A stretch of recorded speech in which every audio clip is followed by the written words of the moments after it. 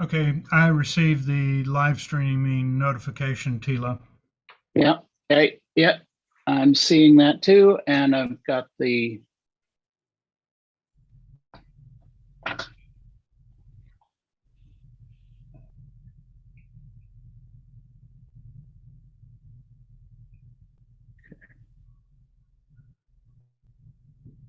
okay, so we are recording here, so everything's good to go. Okay. Bill? Okay. All right. Well, I want to thank everybody for taking some time to join us today. I'm joining you from the island of Cozumel in Mexico. And so we've got people joining us from French Polynesia, Australia, New Zealand, Europe, the United States, around the world. And, Bill? And of course, yes, somebody say something? We're getting a loop system here. Does somebody have the YouTube channel on?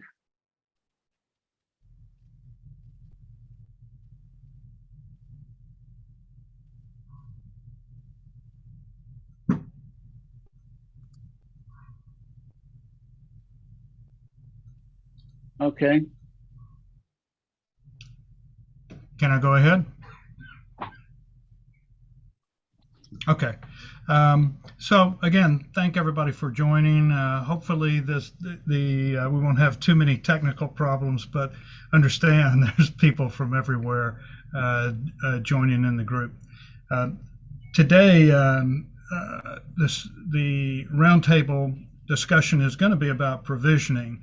And frankly, when we were actively cruising, provisioning was a subject of conversation among all of the cruisers. Where were you able to get this? Where were you able to buy wine? What kind of wine did you buy? What about the fresh eggs? You know, all of those questions. And of course, I think we all learned tricks of the trade. So hopefully today, there'll be some sharing of tricks of the trade among our group. Let's see, I can't seem to get to go to the next slide. Just a minute.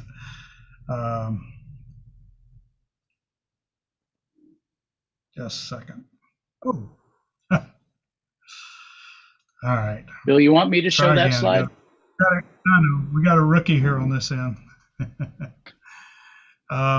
So the panelists are, let's see. Well, I'm going to leave it like this. I can't seem to go to the full screen. The panelists are David and Lenny Vogel. I hope Lenny has joined us. David was on a little while ago. They're on Super Maramoo Perigee. And if you notice, Super Maramoo dominated the roundtable today. We're going to have to do something about that. 55 owners and 54 owners. Mark and Cindy Erdos. I'm partially responsible for Mark and Cindy being on a Super Maramoo. Judy and I met with Mark and Cindy before they purchased a Super Maramoo, interviewed us, asked a lot of questions, and I guess we told the right stories because they wound up buying Cream Puff, which was actually a really nice Cream Puff Super Maramoo. I haven't seen whether or not Slavko is on or not. Is he on? Is Slavko on? Yeah. If not, hopefully. Okay. Slavko's joining us from, I think, Croatia on Super Maramoo Bon Ans. Chris Doucette, I saw his name pop up earlier. He's joining us from the United States on Amarok. Oh, and by the way, Mark and Cindy, I don't know if I said, you guys are, I believe, in French Polynesia, correct? Last time I checked, you were. Is that correct? Yeah. Okay. So you can see that the panelists are essentially from around the world. The way this thing is going to work, and I'm going to get off real quick so that it can get started, is Tilo's going to moderate it. Anyone can ask any question by texting Tilo using the chat feature in Zoom. And Tilo will read those questions and he'll read all that we have time for. Any question related to provisioning is allowed. Let's don't get off on an anchor discussion or something like that. And so that we respect everybody's time, we're going to limit the roundtable to 1 hour. And if there are any suggestions for future roundtables, please let me know. So I'm going to stop the share and turn it back to Tilo to moderate our panelists. And thank you so much for volunteering to be a panelist. Tilo? Yeah, thank you to all of you. And so really I think a lot of the people who are listening here have some ideas of the standard and basic things about provisioning for a long voyage. But I'd like to start off by asking each of you, what do you think, what are your special hacks that you do? What are your tricks that you think that you really think, this is something clever that we do? I don't know if anybody else is doing the same thing. So Mark and Cindy, do you have a good thing that's your your go-to trick to get a bit more out of your provisioning? I'm not sure everyone does this, but what we like to do is I keep a spreadsheet, and I started it before we bought the boat, and we kept kind of an annual spreadsheet of what our usage is, and then we got onto the boat, we kind of knew what we needed per month. So I've also have an inventory sheet that's where everything is stored. So if we're going to go for 3 months or 6 months or however long we're going to go out, I can look at that provision sheet and I know how much I need to buy of each item. And what we try to do is we try to get all of the heavy items first and store the boat with the heavy items. And then as we get closer to our leave date, we do the frozen items and the perishables. Mm-hmm. Great. David, what about you? What's your go-to?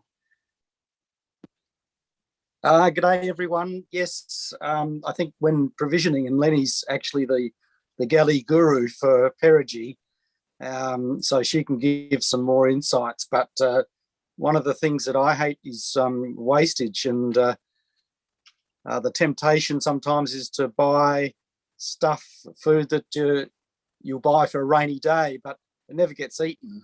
So one of the secrets is buy only what you prefer to eat. Mm-hmm. Yeah, that narrows down the canned food options. That's good. Slavko, do you have any recommendations? Oh, can you hear me? Yep, we hear you. Hello. What we usually do is when we find a place, we can buy, food we like, or we are used to. We buy as much we can, put on a boat, to be honest, and put everything in. Even now, when we are not sailing, let's say oceans, but we stay in Mediterranean. We put things on a boat for months or two, and we have a food which we like to eat. And then we just buy fresh things when we need to. When we have done crossing, it's the same thing. You just make a list and put, whatever you can on a boat. Usually the space is the limit, not so much everything else. And then you leave it what you have. Not much more than this, and try not to, throw away things and, just consume as you go. And on the top of it, we always keep a part of it, like, cans and, food, just in case of emergency. Let's say it happened when we crossed Atlantic that the first time it took 26 days, not like 18 days as usually boats will do. We had a smaller boat at that time, but we lived with reserves which we had. So this is kind of it's not really systematic approach. It's much more like, we go and do the shopping, to be honest. And I'm not the one who does the shopping, to be honest. Mm-hmm. Okay. Tilo, Yep. Tilo, don't forget about Lenny. Yep. She's using her real name on the screen. I see it's Leanne Vogel. But don't forget about her. You called on David, but don't forget about the one Yep. that really knows. Okay. Well, then let's go over to Leanne. Good morning, everyone. It's 6 o'clock or just after 6 a.m. here in Queensland in Australia. Provisioning, similar to Cream Puff, I keep a spreadsheet. As an ex-accountant, everything goes on a spreadsheet. And I admire Cindy for keeping her spreadsheet up to date, but I tend to do a stock take. So before provisioning, I do a stock take and record what I have, work out what I need, and I have a master list of everything that we would ever consider buying. And from that list, I, after my stock take, figure out how much of everything I have and work out how much of everything I need. We always carry at least 2 months worth of provisions in dry goods and tins for emergencies. And that has come in handy once or twice in the remote Tuamotus when we were cruising there last year and the year before. So yes, tins is a really big one.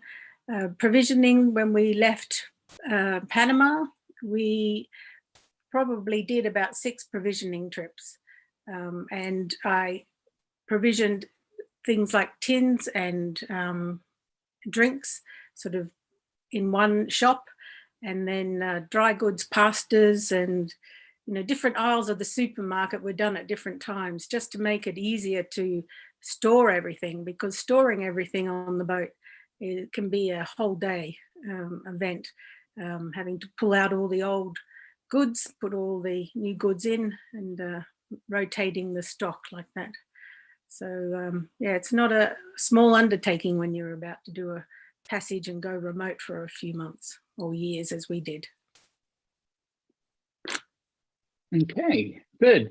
Now, as far as the provisioning is concerned, do you provision for specific menus, or do you just buy in bulk, for your seasonings and your components, and then just know that you can dig those out at some point? Or do you pre-measure, pre-store for those things?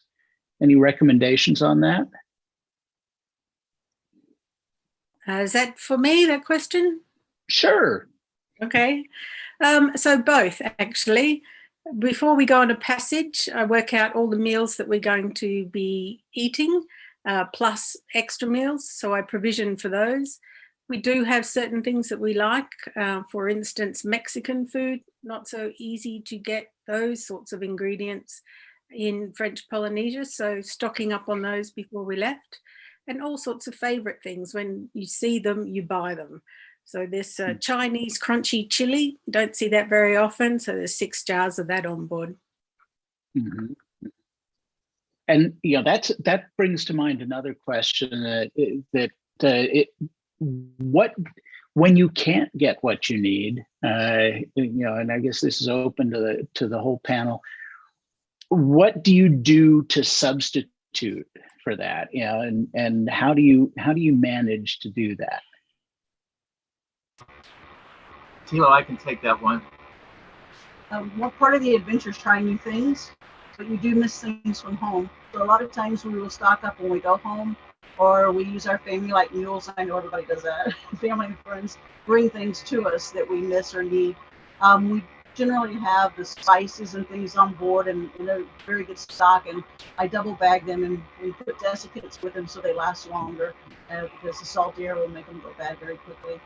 And so we just kind of keep on hand the things that we like, but we also like to try new things. And so we like to get out of our box and go through the grocery store, and it's not uncommon for us to see something and say, I don't know what it is, but how bad is it going to be? And we just buy it. And the other thing is you also get very used to shopping in grocery stores by looking at labels on cans that are in a foreign language. And a lot of times you open up the can and it's a surprise because it's not what you thought it might be. And but we've often found as well, something we haven't touched on yet, we tend to rent a car when we do provisioning. So for instance, when we were in Panama, as Leanne touched on, we joined PriceSmart down there, which is very similar to a Costco. And we made several trips to PriceSmart with our car and loaded up the boat that way. But as Cindy also said, one of the great things is as you come into a place, we found that we find like our favorite foods here. And then the difficulty is when you move on and leave, you leave those behind. And, then you move on to other foods and local customs and try new things as you go. So, but that you can't get Mexican food in French Polynesia, Bill. We've tried. We got very good at making our own things that we miss. Well, you need to move on to Thailand. They have some excellent Mexican food in Thailand, believe it or not. Mm-hmm. So, one of the questions also is, what about some of the things that we consider staples like milk and eggs? Do you deign to resort to powdered milk and powdered eggs, or do you figure out how to do, how to make the stretches and make those things last longer? So I'll take that one on the eggs, and certainly to make the eggs last longer when baking, I use substitute eggs. So powdered egg substitute, Red Mill make quite a good one, which is available in Panama. I didn't see any egg replacement products when we were in Tahiti or in French Polynesia, but chia seeds make a good egg replacement, and so do ground flax seeds. So when baking, like banana cakes, etc., yes, substitute fresh eggs for another kind of binding agent, makes the eggs go further. And eventually we did go to powdered milk, so that certainly saved some space, and it's a lot more convenient not carrying liquids. So powdered milk in French Polynesia was definitely on the menu. Mm-hmm. Okay. And does anybody have, what's your experience with real eggs and prolonging the life of the real eggs? What's your method for that? Outside the US, typically you buy the fresh eggs on the shelf that haven't been washed or cleaned. So they will last on the shelf for about 30 days. So we can get a month's worth of eggs to take with us. And typically I put them in a place on the boat where they're not going to get broken. And I'm known for putting them in the microwave because we don't use our microwave. But we also can put them in the dishwasher or someplace where they'll stay safe and they'll be good for a month. The other thing on the powdered milk, for Americans that are watching this, I will say that the powdered milk outside of the U.S. tastes so much better than what Americans are used to. We've got in the habit of buying Anchor milk that's out of New Zealand, and when mixed, it just tastes like regular milk. It doesn't have that powdery taste to it. So we often use the powdered milk when we're underway or in remote places. When we're local, we can just buy liquid milk as needed. Mm-hmm. Yeah, I mean, what about UHT milk? Yeah, but Tilo, let me, if you don't mind, I'm going to jump in and tell you a trick that Judy did on the eggs. You turn the egg, and if you turn them, they'll last twice as long.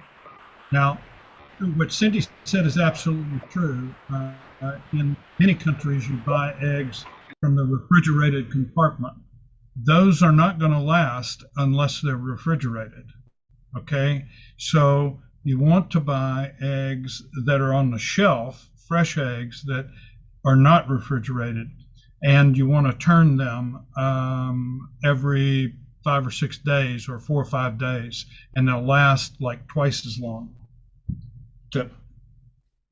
Yeah, and I think David and Lana also, David sent me these pictures here for the eggs storage. Do you want to tell us about those? Sure, just unmuting here. So the image we're seeing on the left-hand side is one of these solid egg containers, and it's what I want to point out is that it's been modified, because if you just leave this closed and, like Bill says, rotate it every 4 or 5 days, you've got moisture inside coming off the eggs, and the eggs can go moldy, particularly if they haven't been washed and are not refrigerated. So to keep the air circulation up, you just cut a few holes in your solid container to allow some airflow, and that's sufficient to stop the mold, for one. And actually, the right-hand image there is actually of our underfoot storage at the saloon table, and that's actually normally where we store our wine. We can fit, I can't remember, Lenny would know exactly how many bottles in there, but probably, and when we left the Americas, that was completely full of wine bottles. So that's our preferred wine bottle storage. Yep. Speaking of that, David, you want to, I'll shift over to these other pictures about your wine bottle storage method. And let's see. Okay. Yeah. So what we're looking at here is our bottles of red on the left-hand side and a bottle of white. And this was, Lenny came up or found this idea from chatting to the other ladies, that we actually put the wine bottles in socks. So not only does it stop the clanking when you're underway, but protects the bottles from breakage. We haven't had a breakage of a wine bottle. I think I dropped one at one stage, and it basically meant also all of the glass was contained in the sock, and all we had to do is worry about cleaning up the red wine. Mm-hmm. Yeah, good. So yeah, I think this, and then what are there any special considerations about wine or beer, those important cargoes, about keeping them? Has anybody had problems with beer cans exploding? Soda cans explode. So a lot of people will wrap the soda cans just as they have done with the wine, so that the soda cans don't rub up against each other. We've known many people to arrive someplace with all their soda in the bilge instead of where it should be. Mm-hmm. Yeah. So then, Kilo on the cans. Let me just add to the cans. What happens on any Amel or any sailboat when cans are stored side by side, especially aluminum drink cans, they rub together, sometimes very small, and the rubbing together is what causes a hole or an explosion, and you get beer or soda all over the place. So if you can separate the cans, the best thing I think to do is put them in a plastic bin and then separate the cans so they're not rubbing together. You can store them for a long period of time, or if they happen to come in a container where the cans are separated. But if you take them out of a container and lay them side by side, you're for sure going to have a hole in a can. Okay. Just on the can yeah. situation, on Perigee, we store our cans inside a plastic bin inside the hold. So in short term, it's not a problem to keep your tins on board, but certainly if you're going to do a passage, you need to separate them because pinholes are a problem. But having them in a plastic container means it's an easier cleanup if that does happen to you. So we always keep our tins inside a plastic container or in a soft plastic shopping bag that's a little bit waterproof. Then you've got a much easier cleanup than otherwise you might have. Okay, yes, and David is showing David, you might want to unmute so that people see you when you talk about it. Okay, so what we're looking at here, following on from Lenny's reporting of the storage of the drink cans in the plastic bins inside the lockers, all of our cans are also stored in a Ziploc bags, every can on board. And we have had in the early days experiences where stuff wasn't in bins, and we did have Coke running around the place, which we didn't discover, of course, because the water is at the bottom of the hold underneath multiple layers of stuff. And of course, then the cans rust, and then you have a real mess when you finally discover it. So by doing this, this reduces the exposure of the cans to both the atmosphere and also to any water that ends up running around the place. Similarly, we excuse me, all of our dry goods, Lenny vacuum seals, so that again, if we have any water or contamination, then and also for pests and weevils and all that sort of stuff, it's actually protected so that we don't get any pests, and also we don't get water damage in the event that we were to take water or syrups on board. So there we go. Thanks. Now there's a good question about about things like dry goods, flour, things of that sort. Do any of you freeze them for a few days before you store them?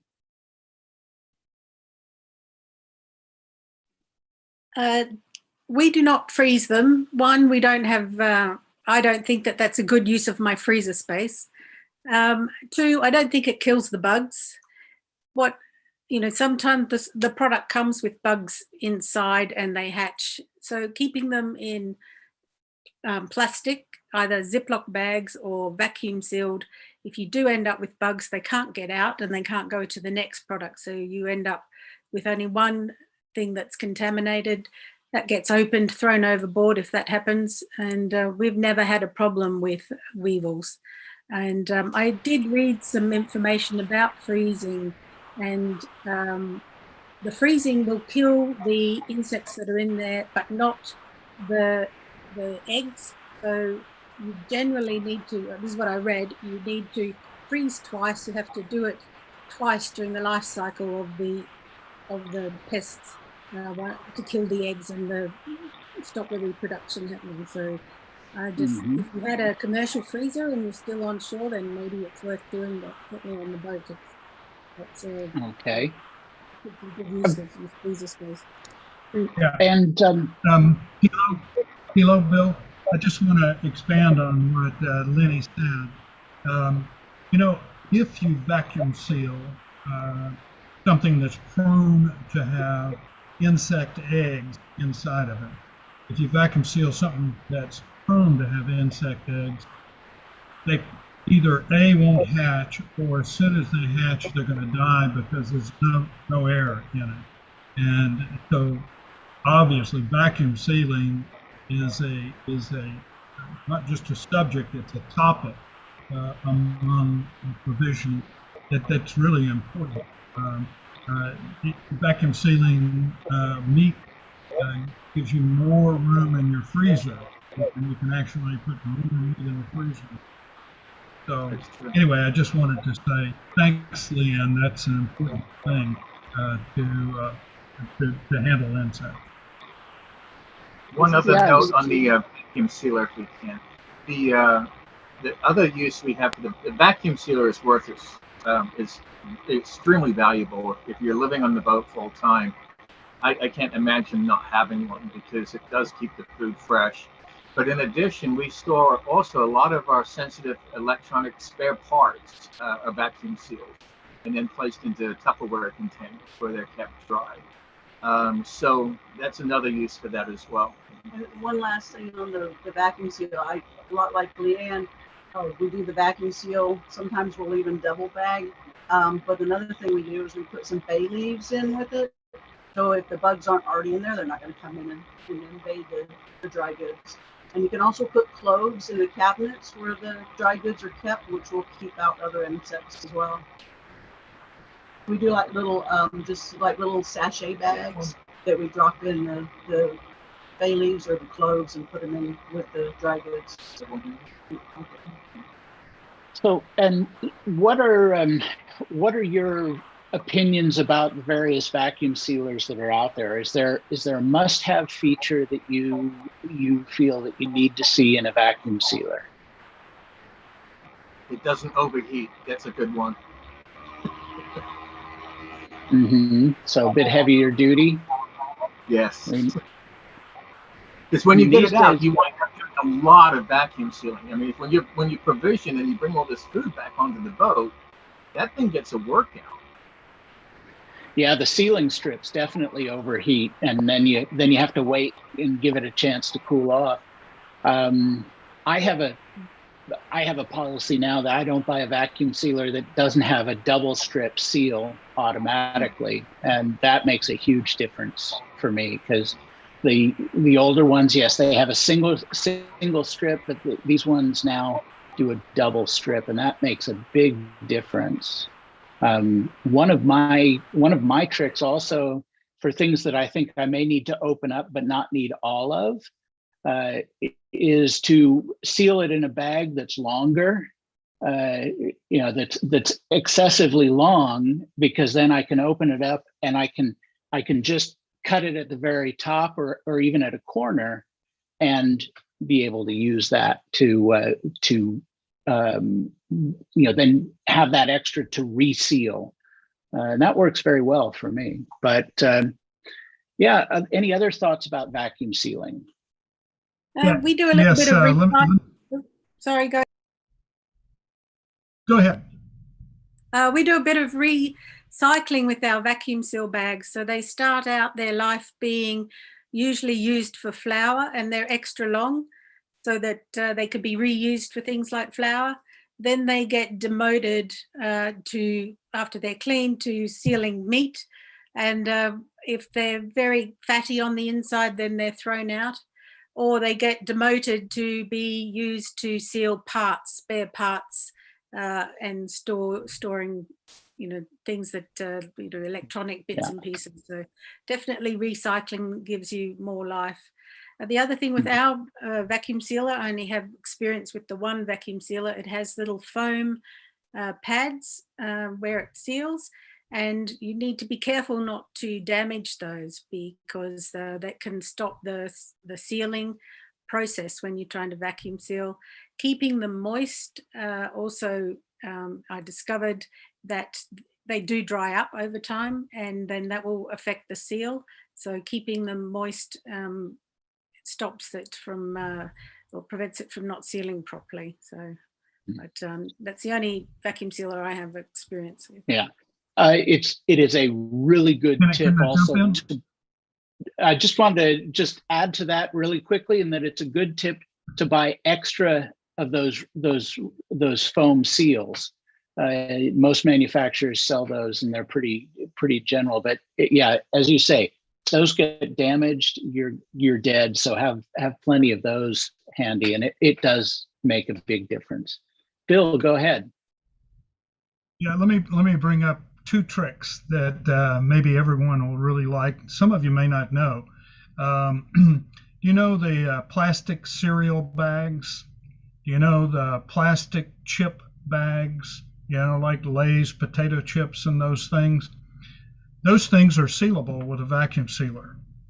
So if you open up a bag of cereal in a plastic bag and you want to reseal it, just pop it in your vacuum sealer.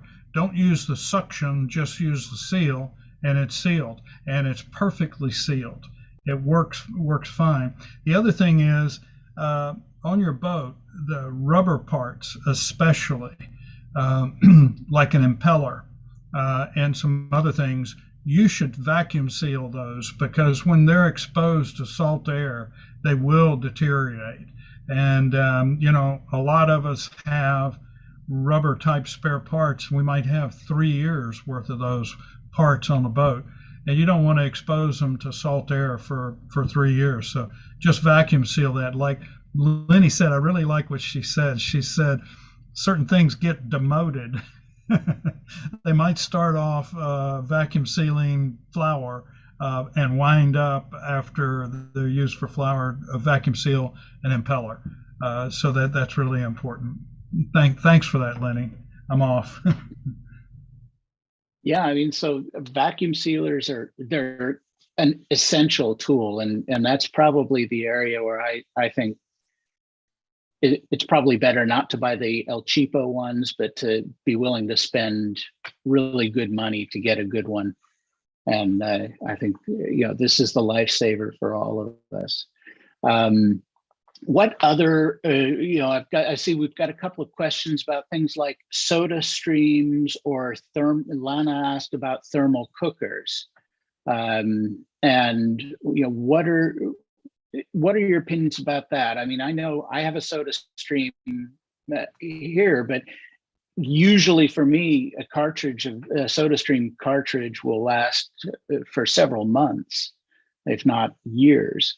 But have any of you worked with that, and do you have issues with availability of the canisters for that? I have soda stream experience. It's not a good story. So we bought a soda stream machine in Martinique, being a French department, thinking that we would be able to refill them, not realizing that the canisters are regionalized. So the canisters that you can swap for in the US are a different size, so they don't fit the French machines. And not only that, when you go to French Polynesia, they do not use the European standard soda stream canisters, so they don't fit either. So it wasn't until we got to New Zealand and we were able to get hold of some dry ice and manually fill our soda stream bottles that we could fill them. So if I love having bubbly water on board. You have to be devoted to your bubbly water to go to all the effort that's required to fill your soda stream bottles. Mm-hmm. Good point. Yeah, that's an interesting thing. Yeah. So, any of you? So, as far as tools that you use for extending your onboard availability of items and being more efficient in provisioning, cooking, all of these things in ways that you feel extend your core supplies. Yeah, go ahead, David.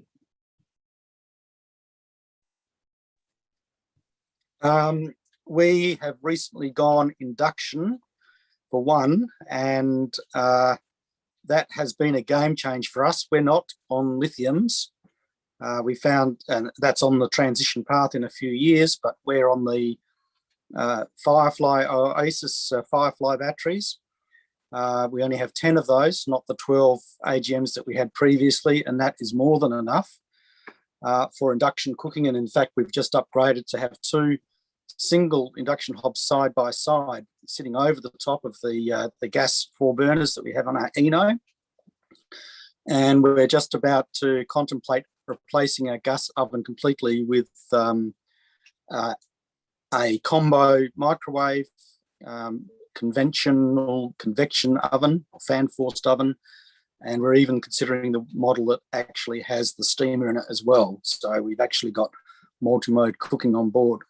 I think Lenny would be keen to talk about the slow cooker. Mm-hmm.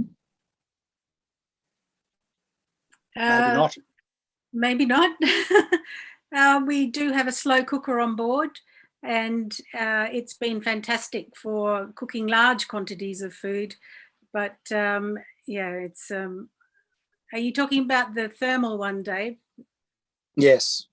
Yeah, you do need to be cooking a large quantity of food, so it's great for cooking before you go on passage. But otherwise, I don't think I've found a huge amount of use for it. But the saucepan is fabulous. But on the that's all for the moment. We also have a thermal cooker. I won't say we use it a lot, but when we do use it, it's very handy. One of the great things is you cook with it initially, and then we actually take it off and we'll put it in the sink, and then put a few towels around it just so it doesn't move around inside the sink, and just let it sit there and slowly cook all day long. The brand of ours is Nissan, and it's held up very, very well. It's all stainless steel on the outside, and then it has a plastic lids, threads on it and such. So it hasn't rusted, and it's done quite well. The one thing is we tend to use that a little bit more when we're underway because we're on opposite shifts, and so we don't often eat at the same time, where one of us might be eating breakfast, the other one's eating dinner. So it's great for things like a chili or a stew or something like that you can just help yourself, fill up a bowl when you're ready and hungry.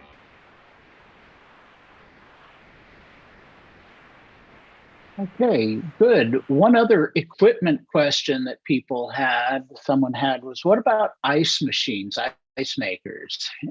Do any of you use those for the times when you really get a hankering for a solid cold drink? This is our ice maker. We were offered an ice maker, excuse me, when we first started out, and we opted not to do it. You can buy ice in pretty much anywhere, but as Leanne said, our freezer space is, important, so we don't want to use it picking up an ice bag, 5-pound bag. But you can get it if you're someplace like the Bahamas or someplace where you're not really stocking up your boat. But basically, we have a stainless steel ice tray, and with that stainless steel ice tray, we can make 3 or 4 trays a day, and that really seems to keep up with our needs. The silicone trays, they just don't seem to freeze as fast, and I just haven't had as much luck with them as I have with the stainless steel. But I wanted to comment on one other thing. You were talking earlier, I think just briefly said something about space conservation. And one of the things I found is if you use square containers, you can use more space, kind of stack things up better than round containers. And the other thing that I like are the silicone bags. So if we make a big pot of chili, we can put it in a silicone bag and we can freeze it flat. And it takes a lot less room in the freezer than, say, a Tupperware container or something like that. And anything that you can do that's square and flat to save space really helps. Yeah, so I'd like to second that, Cindy. For sure, the square containers are the way to go. And when it comes to space, organizing your space, when we went to French Polynesia, the freezer was only full of protein. So not frozen all the time, but vacuum sealed square containers that fit in the freezer compartment neatly. So we had, there wasn't a lot in there. I didn't put any vegetables or pre-cooked meals in there. It was all about keeping as much food as we could. So just keeping it down to the proteins and having them really solid frozen was how I managed to make the food last a lot longer. Leanne makes a really good point about proteins and meats. Basically, our freezer is just for meat. And then, like we said, some of the stews or chilies or things like that. But if we're going to go for a long way, like she said, to French Polynesia, and you're going to be out in the outer islands for long periods of time, you're going to want to fill your freezer with the things you can't get anywhere else. And so, like she said, it's mostly the proteins. And the things you can get pretty much anywhere is chicken and pork. And so you can always, add to your freezer as you go with chicken. Chicken's everywhere. And then there's usually pork as well. But not so much ice cream. Not so much ice cream.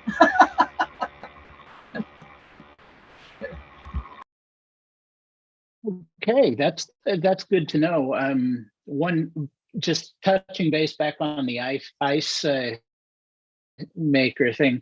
trick I quite often do is Ziploc or vacuum seal water in a bag, lay it flat in the freezer, and then it's relatively thin, and then you just take it out and then smash it, and you get ice shards and things like that. It's a good way to have a standby for ice.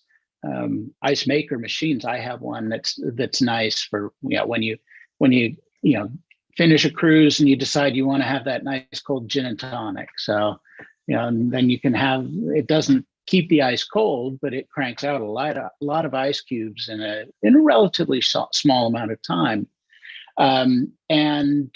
So then there's also the question of tips for storing fresh foods to improve longevity, and how do you go about managing the moisture cycle in the fridge? And anybody have some thoughts on that? What do you do to get fresh food to last longer? I have some tips on that. So having vegetables on board is a bit like running a kindergarten. You need to be dedicated to your children. So when we left the Marquesas for the Tuamotus, we spent 7 weeks in Raroya without any fresh food provisioning, and we left there with fresh food after 7 weeks. So you can manage your fresh foods, but you do need to check your vegetables every day and make sure that they're in good condition.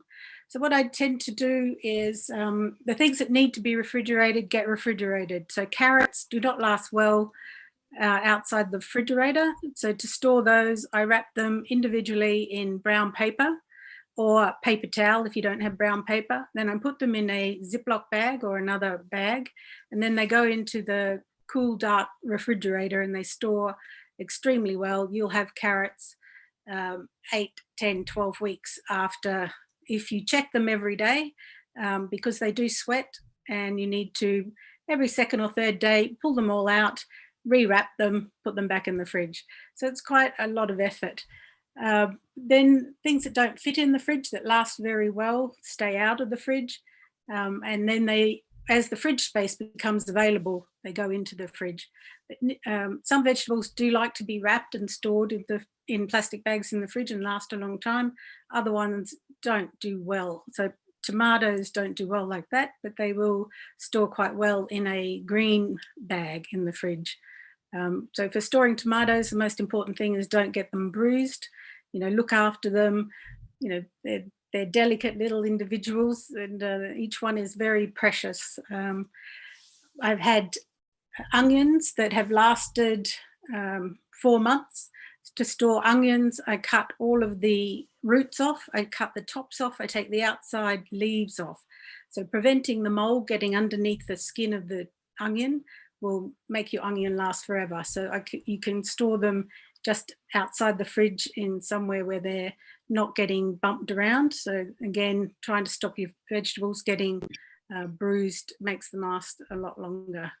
And one little funny story from cruising in the Tuamotus, where we couldn't get fresh tomatoes.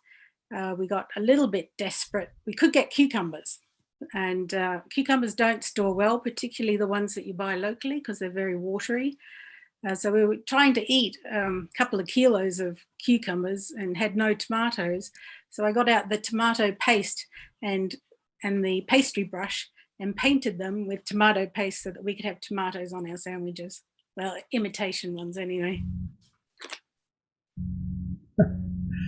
I'm always adding to Leanne. Let me just add something there. You really bring up some important points. Let me pass on something from Jimmy Carnell. I hope everybody in this meeting knows who Jimmy Carnell is. Jimmy Carnell on Passages always prepared almost every night a stew. He called it a stew, okay? And as anything was beginning to get too old, it went in the stew. And that was the recipe for the stew. If a tomato or potato whatever was getting a little bit old, boom, it's in the stew. And so rarely did he ever throw anything away. Now, he gave us a hint that we didn't know. We had been cruising for, I guess, 8 years, and we didn't know this. This was when we were leaving the Canary Islands for Martinique, which is about a 20-day passage. He said, you say tomato, I say tomato, wrap the tomato individually in paper. Don't let them touch one another. When we landed in Martinique, we still had fresh tomatoes from the Canary Islands. And they were not refrigerated. And they were never refrigerated. That's correct. He said, don't put them in a refrigerator, wrap them individually. And so we had 3-week-old good tomatoes when we landed in the Canary Islands. So very important when you're selecting your vegetables is that they haven't been refrigerated before. So they will last a lot longer if they're fresh and they've never seen a refrigerator. Then you can store them outside. Otherwise, what has happened to us is that they look perfect, like a little cucumber or something, and you're inspecting your vegetables outside your fridge and it looks like a perfect cucumber, and then you push it and you realize that on the inside it is completely mush and only the skin is still perfect, but the inside is completely rotten. Okay, good. And what about, we touched on it a few times here, but yes, there are issues with bugs and God knows cockroaches everywhere. And most, I always had a policy on the boat: no cardboard ever comes on the boat, and cereal, for instance, was taken out of the box, and those types of things. But I noticed, David, you don't take the labels off of your cans.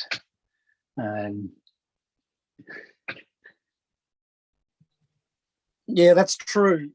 We know that some people go the extra step and they do move their labels and then write what it is on the bottom. We found that to be unnecessary because we're pretty strict on, particularly if we're going off remote areas. When stuff comes on board, it gets washed. Some of the fruit and vegetables, we're a bit more relaxed these days about cardboard. It comes on the boat and then it gets removed before anything comes below, so it stays in the cockpit. And also we've discovered we've had one or two very minor, I wouldn't call them infestations, but as soon as we see an ant or a bug of any description, we go into the nuclear option straight away. And that's not talking about chemicals. We like to keep the chemical load on the boat down to a minimum in the atmosphere and underfoot at least. But we use, I forget the name of it, but it's I call it a dichotomous powder. It's a rare earth. Apparently, I think you're talking about diatomaceous earth. That's the one, exactly. So the diatomaceous earth, and when the bugs walk through that, it dries them out. It's non-toxic, and they don't last a day or so. So we just find out where they're coming from or to. We don't need to track down the nest or wherever they're hanging out. And normally we only see them for 2 or 3 days after that. We do also always have permanent cockroach baits out, which gets changed fairly regularly, just in case they're scurrying around at the night and we don't see them. And ants are our phobia, so we did pick up some ants when we were on the dock in one of the remote islands for a few weeks. And again, we just go all out to eradicate them straight away in their first cycle. One recommendation I had to add to that is that diatomaceous earth is really good stuff. It's great to have around. Even better, you can also use it as a supplement for certain digestive issues. And so if you're looking for diatomaceous earth, get food grade diatomaceous earth.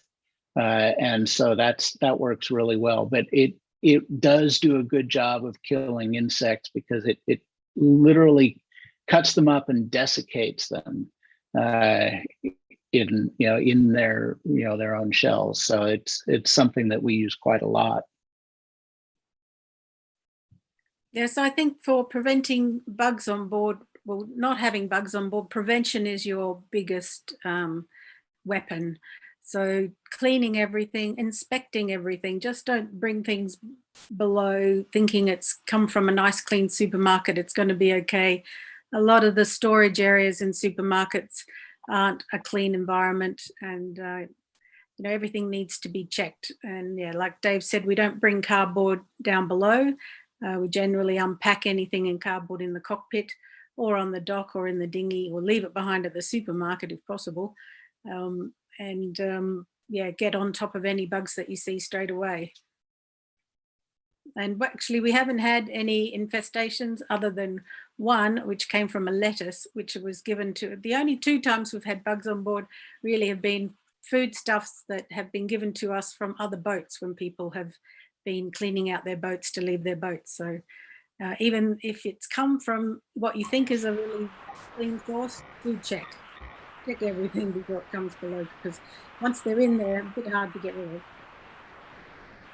Can I add one thing? All very good points that are being made. Also, when you bring something from a captain's lounge, like books, people often do book swaps.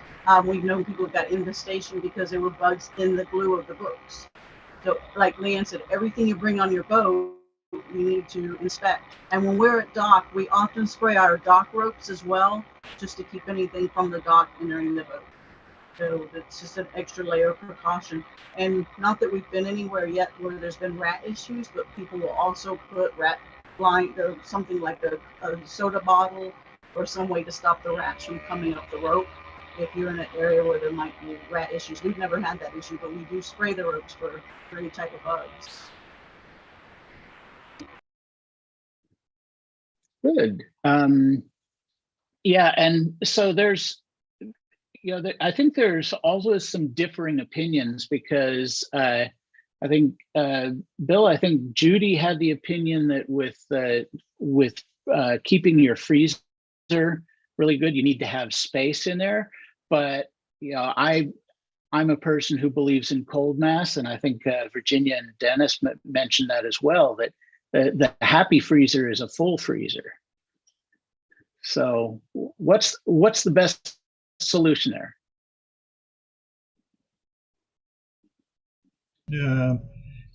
Judy's going to join us. No, one word. I can give you a little bit of personal experience. When I had the freezer packed totally tightly, the meats that were up against one another with no spaces were the places that defrosted. They thawed. While the rest of the freezer was totally frozen, the meats that were packed tight together, they would thaw together. So that's why I believe in having a little bit of space, not a lot, but some airflow space inside that freezer. Those were the lockers. Yeah, very, very, very thin space. We're talking a little stick or something. Yes. Yeah, that's like certainly our experience. There is a sweet spot in the freezer between being too full and too empty, where you get the coldest temperature. So I guess a bit of trial and error, you find out what that is. And certainly having the meat stacked together, unless it is a really solid frozen block, it does tend to be less efficient that way. So yeah, a little bit of airflow is a good thing, but not too much. One more thing on the freezer itself. We've often found that obviously the outside of the freezer tends to be a little bit warmer than the inside of the freezer.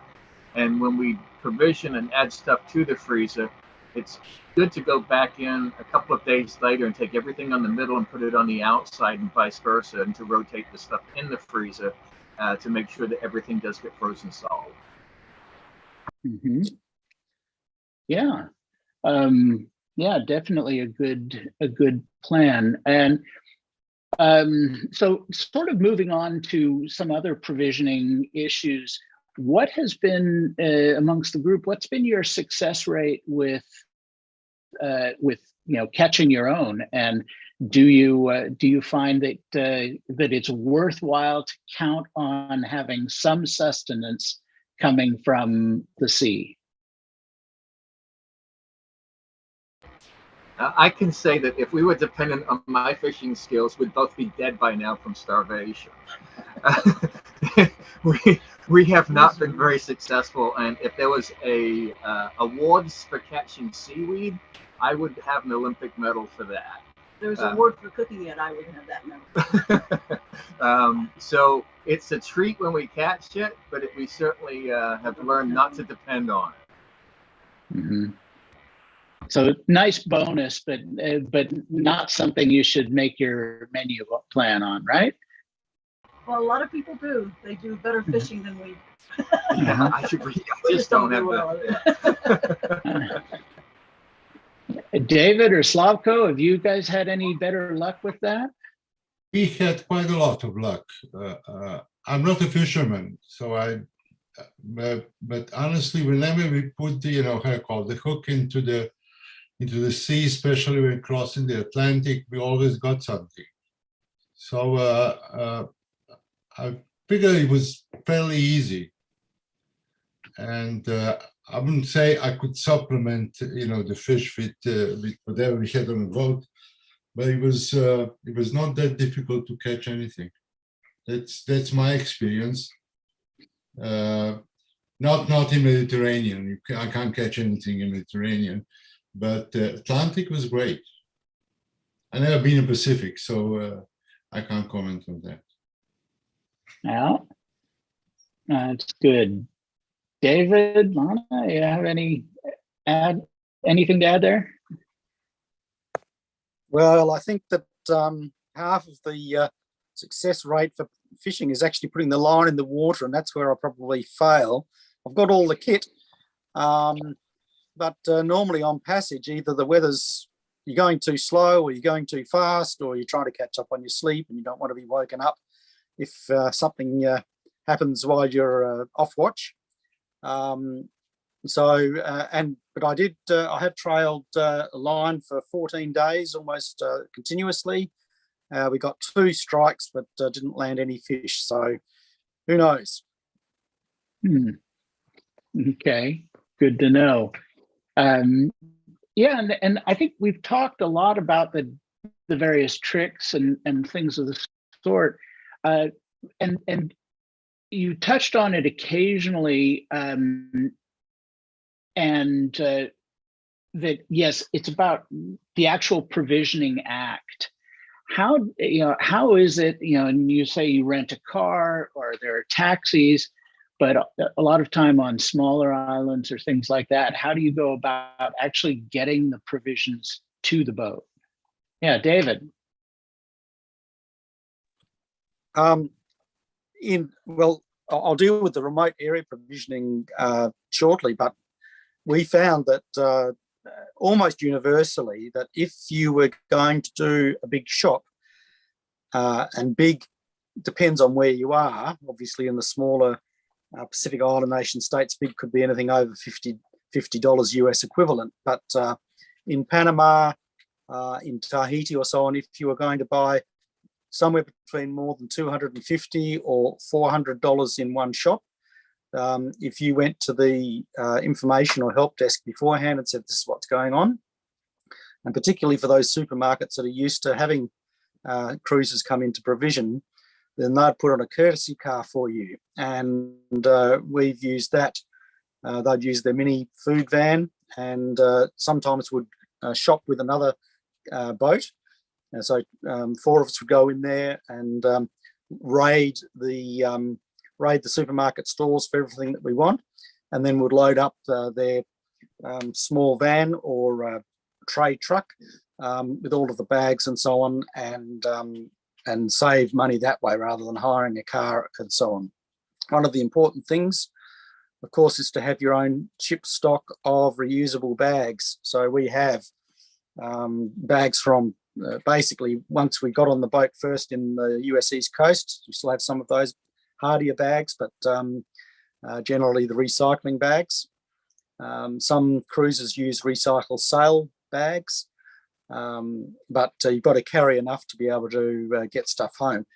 Bigger is not necessarily better, because once you start loading fluids or cans into them, of course, it's very easily to exceed easy carrying capability, particularly if you're ferrying stuff back to the boat via your dinghy, which could be as short as a couple 50 metres, it could be a kilometre or so to where your boat is. And once the conditions get a little bit rough, then getting these bags up over the side back onto the boat and then muscling them around the boat down into the inside. If you have super heavy bags or super big bags, that can be a problem. So many smaller bags is better. Regarding provisioning out in the islands, basically we had all of our staples as much as possible on board already for the extended period. And we typically provision, we think we might be away for 7 or 8 weeks, when we will try and provision for at least twice that. As a rule of thumb, that's not always possible, but that means that if something goes wrong, as it did when COVID started and we were locked down on the boat, being unable to leave for the boat for 4 weeks, then we were not in extremis. And that extends to your first point about beer and wine supplies, particularly. Many boats had started to run out of beer, but we still had one slab left in the deep storage and so beer became actually if we could have visited other boats, it would have been an item of trade for sure. Yeah. So yeah, go ahead. I was just going to add, when we're talking about bags, good sturdy bags, thermal bags are good as well, because you sometimes have a really long way to walk and you have cold items. So the really nice, we have the ones from Costco that are very thick thermal bags. You don't want the really cheap ones. You want to get a really nice quality thick thermal bag for your cold goods. I've got one. Yeah, add go a ahead. little bit to there about carrying the groceries. We have a trolley on board, and we've recently also purchased a wagon that collapses. So the wagon's great for heavy things like slabs of beer and bottles of wine, but the trolley is being well used. It's pretty much indispensable to be able to get things back to the boat, particularly. That's a good point, Leanne. That's a good point. There's yeah. collapsible carts. We have a cart also, and we have these foldable crates. I think they're called clever crates that collapse, and there's 3 of those that will stack onto a trolley. And if you balance the weight very well with the heavy stuff in the middle crate, it's actually very easy to wheel it back to the boat. And we have found that we can take a standard size grocery cart of goodies and put it into those 3 crates and wheel it back to the boat with no issue. Yeah, I've been really impressed with it. 2 miles with it. Sorry, Tila. I've found one that I really like because it can be used as a hand cart. I'm going to share the screen here. It completely collapses. You pull the wheels off and lay them flat. It takes up no space. But this also can, of course, hook up to a bicycle, even a folding bike or something like that. So it's things like these are great little tricks. And that, the one I showed you, I've got it, and I've carried logs with the thing, firewood, and it'll take 150 kilos or so. So it's, things like that are really good, and in combination with crates that you just tie onto them, and it works both as a hand cart and behind the bicycle. And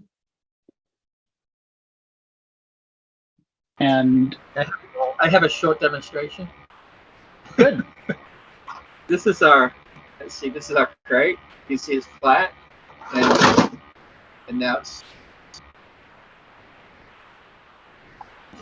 they fold up nicely, and you can stack them out, easily. I'll go along with you on that, Mark. We had 3 of them similar to that also. They folded the same way. They're really good. Tilo, we're over time, and out of respect for everybody's time, I think we ought to start winding it down. Maybe one last question or something. So, I mean, I see one question in the comments here, and it's about water. I mean, how much do you trust in your water maker and tanks and the purity thereof? Do you carry containerized water for long passages, and how much?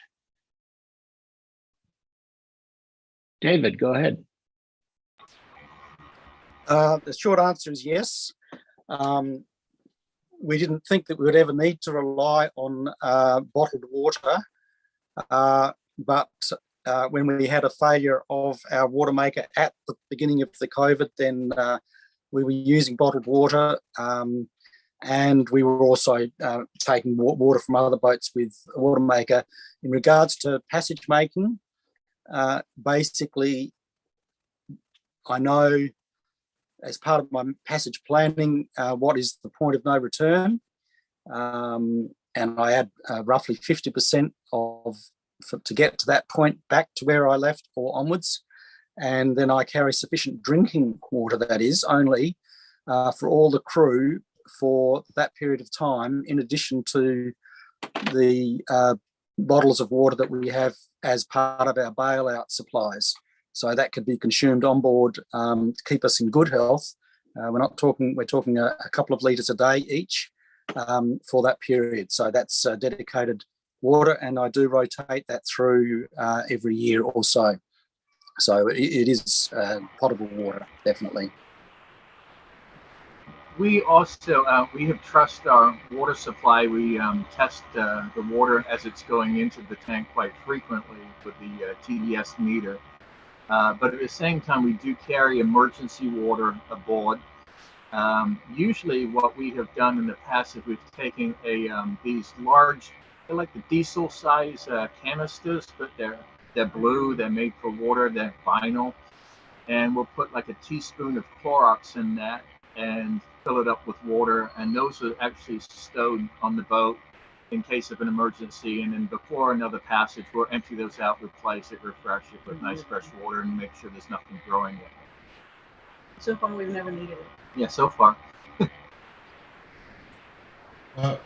We carry like 75 liters of water in 3 cans. That's always there, just in case. Good precautions, definitely. Yeah, okay. And just before we close off, yeah, having the ability to ferry both fuel and water is actually imperative for remote area locations. I carry 10 jerry cans for fuel, which means that I can unload 200 litres at a time, which I can fit in a single dinghy load. And we're carrying like Slavko, we're carrying 80 litres of water in 20-litre containers. In fact, we've moved down to 10-litre containers just to get it over the side of the boat in rough conditions. And in addition to the water that sits in the underfloor space right in front of the stove is where we place our water.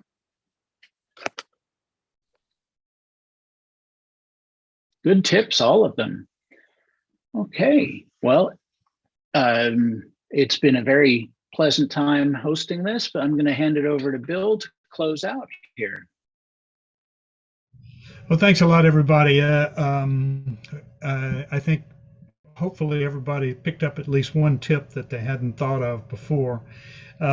If you don't mind, if you have an idea of a subject or topic for the next roundtable, shoot me an email or post it in the owners group. Either way, of course, I'll get it. And I'm thinking that I'd like to do another one of these maybe in 2 months, not 1 month, but maybe in 2 months. And Tilo and I'll get together and we'll figure out the best date, and hopefully we'll have somebody contribute a good roundtable talk. This is always fun to get together and share these ideas. hopefully next time, well, actually this time, I see a number of different, hi Lana, it's brand new 54 owner, like one day, right, Lana? Yeah. Hopefully next time on the panel we'll get a 54 owner and a 55 owner and maybe a 50 owner. So again, thanks a lot, and everyone be safe and sail well and stay out of the sun if you can. Bye. Okay. Thank you, everyone. Yes.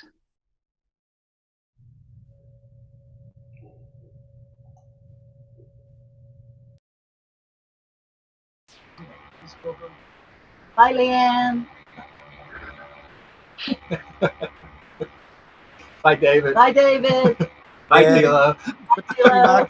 Thank you very much. Great. And Thanks. Bill Great is on job the there, Tim.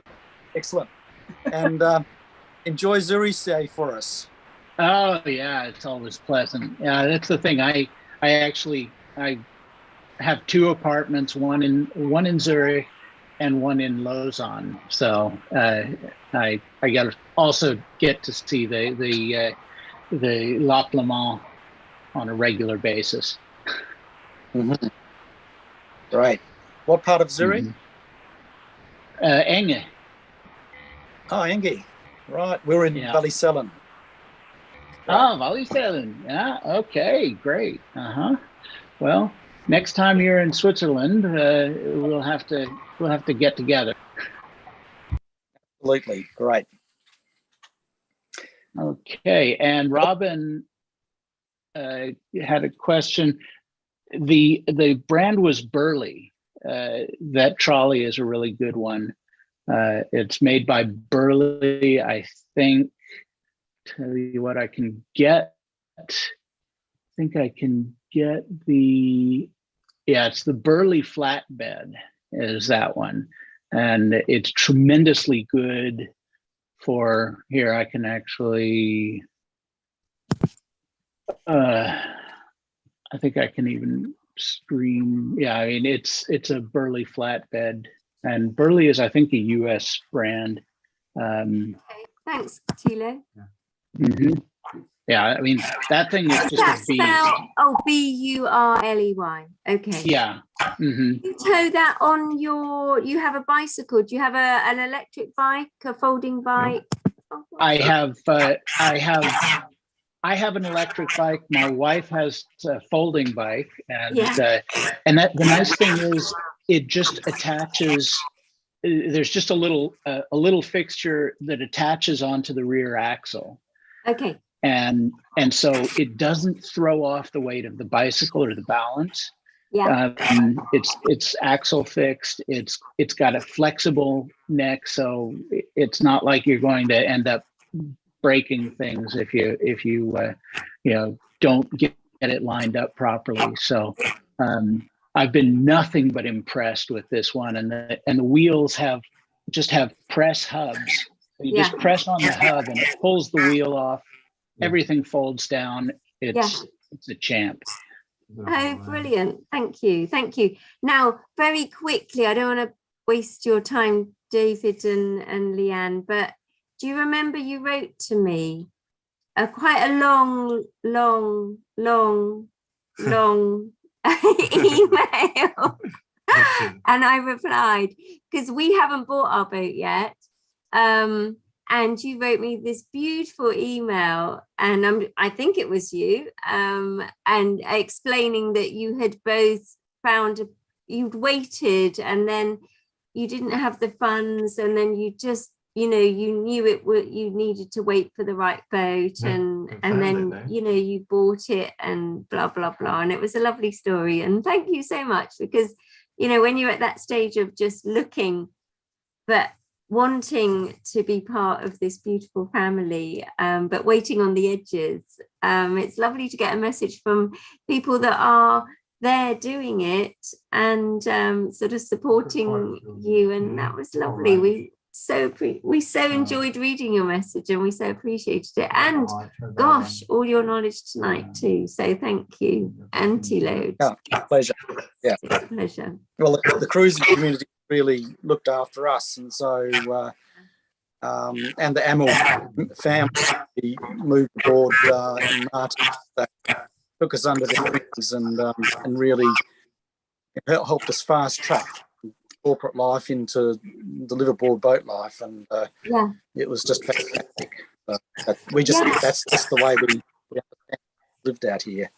And it does help that, you know, when we've got a share in a boat in Greece. We live in England, but gosh, this is a whole new concept, and we're waiting for for Olivia to do a survey on a boat that's in Portugal. And we'll have the survey done in a couple of weeks. So hopefully we'll be joining the family in a couple of weeks. Hence sort of listening into this really. But yeah, it's exciting times, but we are so novice, and you know, we didn't even know shrink wrappers existed. And we weren't even aware that, you know, you had to keep the bugs out the boat. And so it's actually very helpful to know all of this before you've even bought the boat, because you're already one step ahead of yourself. So yeah, it's been I love the Roundtable concept. It's good. Yeah. So thank you. Thank you. It's a pleasure. And we'll see you again. Okay, we'll hope to see you out there. Okay, all right. Hi there, Paul. Hi there. Okay, enjoy the rest of your weekend. Bye. Okay, so Bye. Bye. bye-bye.